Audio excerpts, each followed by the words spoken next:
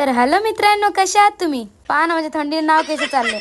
तर आज होता आमच्या घराकडच्या डुग्याचा बर्थडे. तर मी जात होती त्यांच्या घरी. खूप सुंदर असं गाणं लागून होतं. मी डान्स नाही केलं असं होऊच शकत नाही. मग लागलो मी नाचायला तिथं.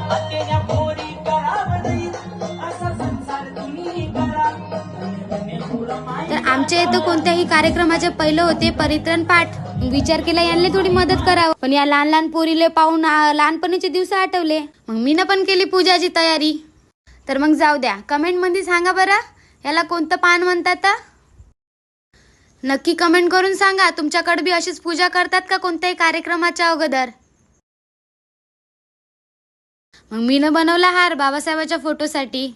पिंपळाच्या पानाने केलं मीनं छान डेकोरेशन. मग आता बारी होती साफसफाई करायची. ताई म्हणते साडी लावून दे मले. मग आमच्याकडे आली होती किरकिरी. पान हे किरकिरी कशी लढत राहते. मला बनवायची होती रव्याची खीर, तर मी बनवायला लागलो रव्याची खीर. पान माझं नाचणंच नाही सरत अजिबात.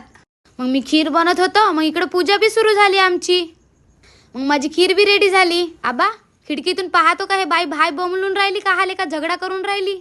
मग मीनं बनवलेली खीर खाऊन पाहिली. बड्या झाली, बाया बी म्हणत होते बड्या झाली, गंज धरून बसली. आणि मग आम्हाला जायचं होतं केक आणायला. गेलो आम्ही केक आणायला.